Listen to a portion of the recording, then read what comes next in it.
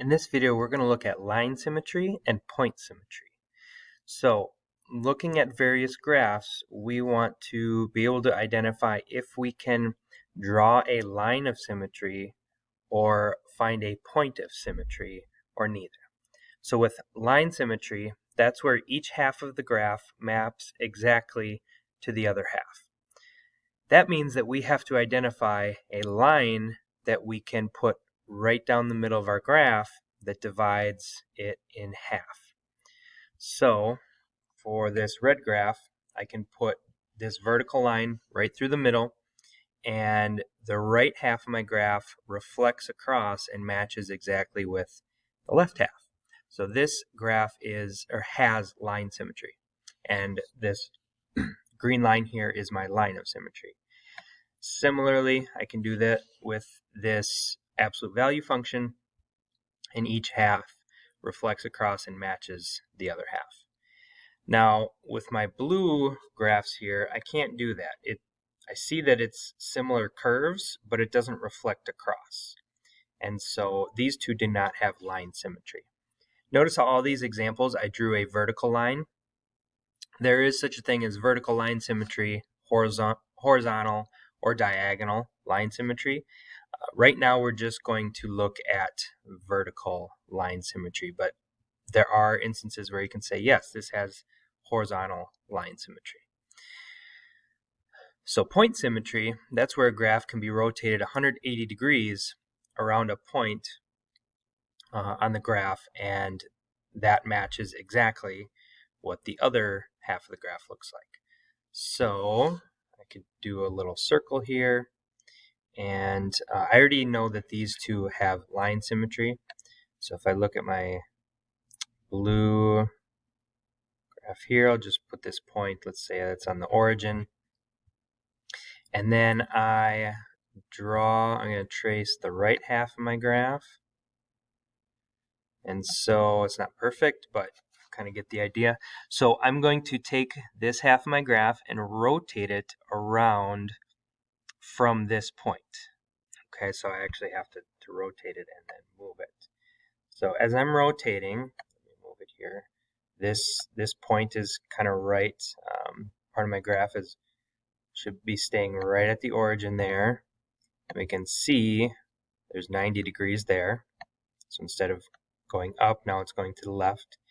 And rotate 90 more degrees from that point, and it matches. Not exactly, because that's a pretty terrible line that I drew, but this half of the graph matches exactly the other half once I rotate it from this point of symmetry. And I can do the same here with this cube root function. Some examples that are not or may not have line and point symmetry. So let's say we've got another polynomial function similar to this. Now this one is symmetrical, but a lot of polynomial functions you'll see have all these other curves that are going at they're curving at different values, and there's no symmetry in there, so there's no place we can draw a line to find symmetry there. You may see a circle or an oval, and that is going to have symmetry as well. Now, my other examples had the line and point symmetry through the origin. That doesn't have to be true. In this case here, we can draw this line of symmetry through x equals, it's around -3. So we've got that line of symmetry at x equals -3. This one we could also do a horizontal line of symmetry, but we couldn't do a point of symmetry because if we plot a point anywhere on our graph and we rotate it about that point 180 degrees, now it's going to still be here, but the oval will be over here, and it doesn't map exactly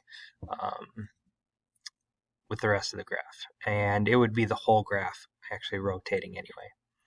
Now, last example I want to look at is a linear function. Okay, so let's say this goes forever, both directions. So we've got this linear function. I can't draw a vertical line of symmetry because it doesn't reflect across.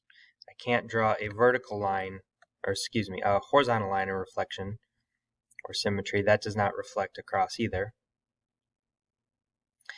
And so this does not have line symmetry. If it was a horizontal line, then that would work, right? If I take this and make it horizontal, now it has vertical line symmetry. I could cut it in the middle. If it's a vertical line, I could make a horizontal line of symmetry here. But most linear functions are diagonal. Now, if I pick any point on my graph, let's just say right here,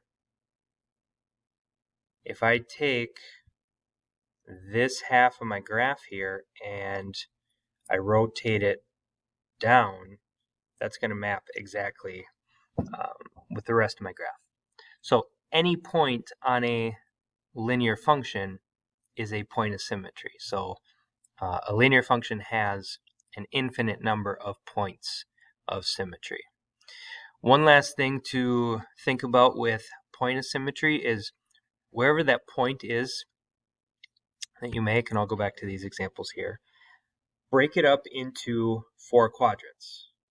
Okay, kind of like these two examples where the point of symmetry is right at the origin, and it already has your 4 quadrants. If you have any part of your graph in quadrant 1, that needs to reflect down to quadrant 3, or vice versa.